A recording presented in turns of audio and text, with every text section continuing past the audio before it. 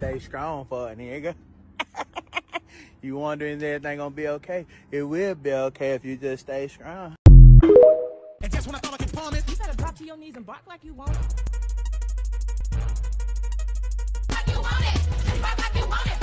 When your locks start to unravel, it can be a nerve-wracking moment. Whether you did them by yourself or you paid someone else to do it for you, it can feel like a complete waste of time or money. As someone that's been locked for 4 years and also went through that unraveling phase, you're not overreacting if your heart skips a beat, if you get emotional, if you even cry when you see those locks unraveling, because the scariest part is feeling like your dream of having locks literally coming undone strand by strand.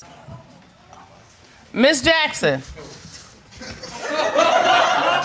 Miss Jackson? That grief is very real, especially when everyone tells you how your lock journey is supposed to be hair freedom and easy. We're going to break down why starter locks unravel and practical ways to actually fix and prevent it. First, let's talk about why locks unravel. There are a few main factors that make your locks more likely to unravel. The first is length. If you have started your locks on hair that's only a few inches long, there simply is not enough of it. When your hair is longer, there are more tangles, there are more crisscross sections to undo. That helps keep the twist or the braid in place. Even if your hair is longer overall, in the shorter areas of your hair, like your edges, unravel more than the rest of your hair. People with looser textures, when they just do braids or twists as a style, as a protective style, they need rubber bands or something to prevent that twist or braid from unraveling. Locks are just permanent twists or braids. So the closer your hair is to straight, the more unraveling that you will experience, but your hair strands don't naturally tangle like 4C hair. If you have multiple textures around your head, like a lot of us do, those looser parts of your hair are going to be your problem sections when it comes to unraveling. 3 is your starting method. It's easier to talk about this if we look at the common starting methods from most to least structured. So you have braids, 3 strands that are tightly crisscrossed. These will have the least unraveling. They are sturdy and strong. Twists still have some structure to them because they're 2 strands instead of 3. It's not as tight as the braid sections are. You can experience some unraveling with twists as well, especially at the ends. Comb coils and finger coils. These have the least structure. It's mostly the gel or some kind of product holding that coil together. It can unravel easily and quite often. If you have a combination of these factors, so your hair is short and you have a looser texture and you started with comb coils, my friend, you are going to deal with a lot more unraveling than the average person. The good news is that it's all part of the process. No matter what method that you choose to start with, you're going to experience some unraveling. Your locks are most likely to unravel during washing or while you're sleeping. Your strands are wrapped in the twist pattern or the braid patterns. Water gets involved, the tangles start to loosen up. Adding scrubbing your hair, the pressure from the water, the strands begin to separate and unravel. The longer that your hair stays wet, the more the breakdown and the structure in that braid or twist gets even weaker. The same thing happens at night when you're sleeping. All that tossing and turning, rubbing against your pillow creates friction until they start to separate and unravel. What to actually do when your locks are unraveling? First thing you need to do is just twist it or braid it. If you see a lock unraveling, don't panic. Twist it, braid it, finger coil it back into place. That's exactly what a loctician would do for you anyway at your next appointment. You will do the next time that you're retwisting your hair, the next time that you're retying your hair anyway. Keep getting this question about locks unraveling when you first start your journey. It is normal. Your locks are going to unravel around the edges, the sides, and then the back. These are the parts of your head that moves the most. You wear glasses, sunshades, you touch it the most. A lot of people don't realize how often they touch the hair. These unravel the most. When they unravel, leave them be. They will eventually stop unraveling. It is very, very normal.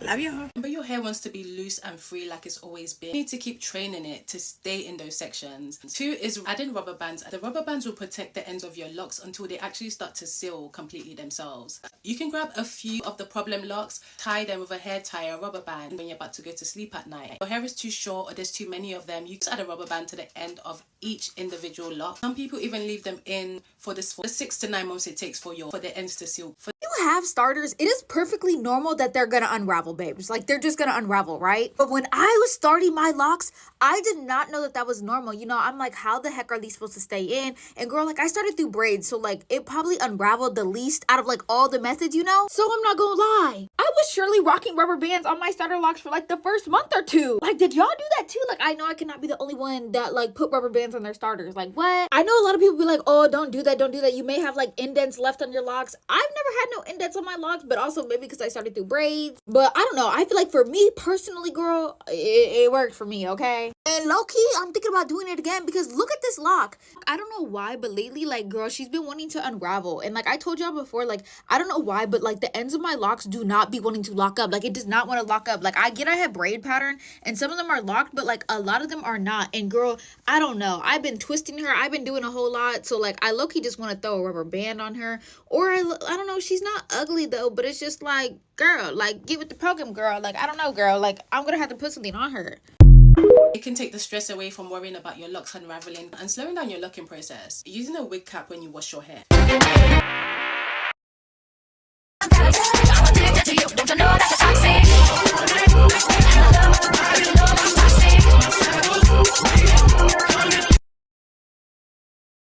Hi guys, welcome back to Honey K Locks. I'm going to be using this stocking cap to go over my style while I get ready to wash my hair. I'm going to shampoo my hair by using these products and lathering my hair through the stocking cap. And now I'm oiling. You can see that this is a method that protects the roots of your hair, and this method can be really helpful if you have comb coils or really short hair. The wig cap limits how much your locks can move as you're scrubbing. That way you can still get it clean without worrying about unraveling the locks underneath. Braided and banding. This is a tried and tested classic protection method. Braiding your hair into sections, twisting it into sections like you're about to do a braid out. You want to make sure that you have at least 20 to 15 braids in your hair if your locks are not mature, especially if you are new to the sister lock or even micro lock world and you have to braid and bang your hair. You want to make sure that you are braiding smaller braids around your head, again at least 15 to 20, so then that way you're not experiencing a lot of slippage.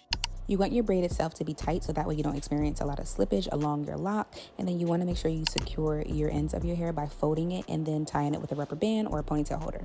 Don't make your roots tight because you want to be able to go in and scrub and wash your scalp really good. However, you don't want to do it too loose because then you can still experience slippage. You want to group your hair that's the shortest together.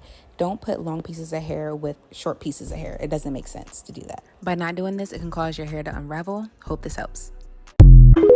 Do that on wash days, but it's really worth it to keep your braids intact, your twists intact. Covering your hair with a bonnet or a scarf every single night until your locks mature, give you some protection as you're rubbing your head against the bed. Be sure to use a satin bonnet. Cutting can absorb the oils in your hair and dry your hair out. Another thing that you can do is extend the lock with hair extensions. If your hair is super short, you should consider adding lock extensions. Make your locks heavier, give it more structure, give your hair the protection that longer hair has. It will stop your locks from unraveling all the way so quickly. Remember that you are not free-forming, you're literally teaching your hair to stay in specific sections that you like. You have to be patient. It's natural for your hair to want to separate and go back to how it was. They do not call it a journey for no reason. You have to be patient with the process. You have to keep training your hair until it matures, basically. Your hair is going to go through a transformation. You're not doing anything wrong. Your loctician did not do anything wrong. It's just part of the locking process and there are solutions. Thanks for watching.